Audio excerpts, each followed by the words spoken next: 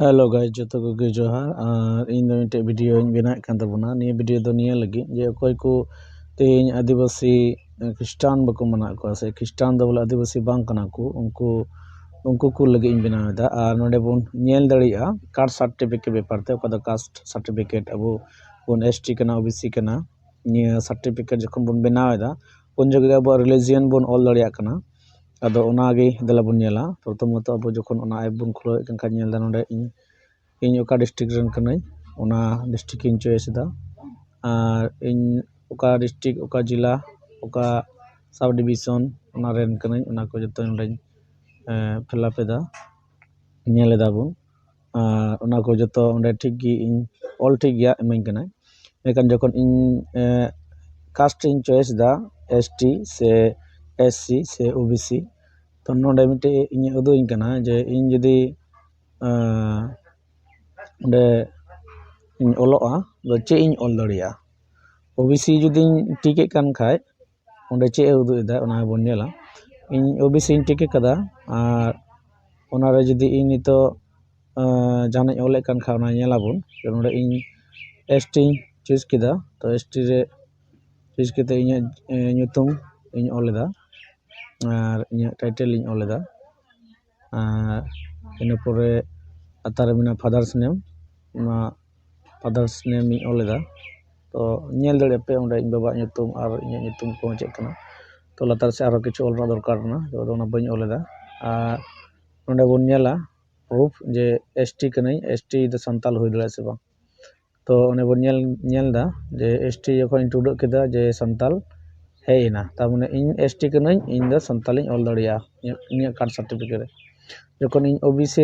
SC रिन ऑलदा तखन संतालिन ऑले कनका Santal OBC bye हो दड़िया नॉट रिजल्ट फाउंड को उदु एदा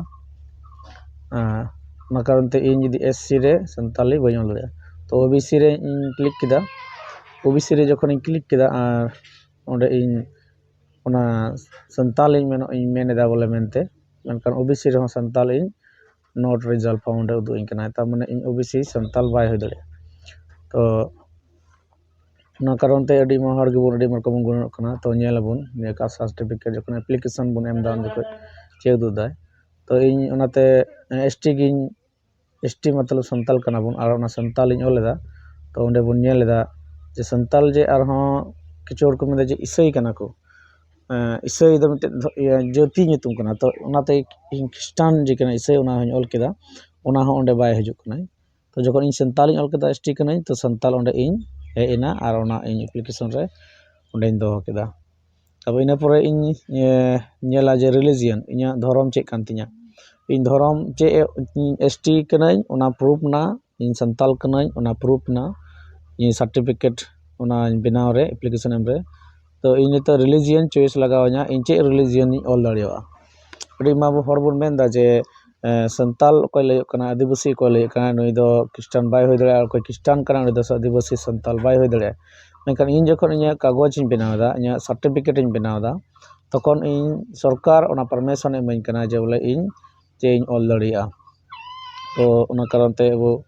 ओना रिलीजियन बेपार ते वो नेला बोन तो ओना सेंद्राय दिन लतार से थोड़ा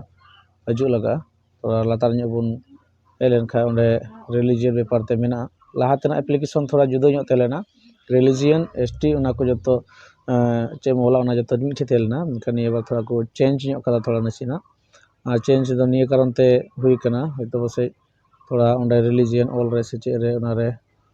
को निजे निजे बेपार कना तो ओंडे इन नाम केदा रिलीजियन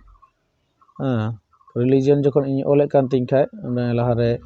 जेंडर ऑलम तिन कना माने आम फीमेल कनाम से मेल कनाम तो जाय होक इन ओंडे फीमेल इन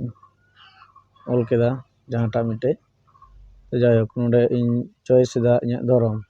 तो नोडे नेलो कना अडी मा रकम धर्म मेना किंतु नोडे कोनो सरी धर्म सारना धर्म बिदिन धर्म कोनो किछु बनुआ नोडे बाद बाकी इन निये दा जे धर्म मेना ओना को मदर गे इन चॉइस लगाव냐 तो इन जदी ख्रिस्टान कान खाय इन ख्रिस्टान रेन चॉइसा और ख्रिस्टान रे ओना परमिशन एमई कना तो इन ख्रिस्टान कना इन ख्रिस्टान रेन क्लिक केदा ख्रिस्टान इन ऑल दड़िया तो इन्या जखन ये सर्टिफिकेट जखन फिलअप दा उन जखन रे इन ये जखन जतो किछु बनाव दड़िया कना और इन नोडे चलका एप्लीकेशन इन एमा ओंका गी इन ᱦᱮᱡ ᱫᱟᱲᱮᱭᱟᱜᱼᱟ ᱡᱩᱫᱤ ᱱᱚᱰᱮ ᱤᱧ ᱡᱩᱫᱤᱧ ᱚᱞ ᱠᱟᱜ ᱫᱷᱚᱨᱚᱢ ᱡᱟᱭᱜᱟ ᱨᱮ ᱤᱧ ᱫᱚ ᱥᱟᱱᱛᱟᱞ ᱠᱟᱹᱱᱟᱹᱧ, ᱥᱟᱱᱛᱟᱞ ᱚᱞ ᱫᱚ ᱵᱟᱝ ᱦᱤᱡᱩᱜᱼᱟ, ᱥᱮ ᱟᱹᱫᱤᱵᱟᱹᱥᱤ ᱠᱟᱹᱱᱟᱹᱧ ᱟᱹᱫᱤᱵᱟᱹᱥᱤ ᱚᱞ ᱫᱚ ᱵᱟᱝ ᱦᱤᱡᱩᱜᱼᱟ᱾ ᱛᱚ ᱚᱱᱟ ᱠᱟᱨᱚᱱ ᱛᱮ ᱟᱵᱚ ᱵᱚᱱ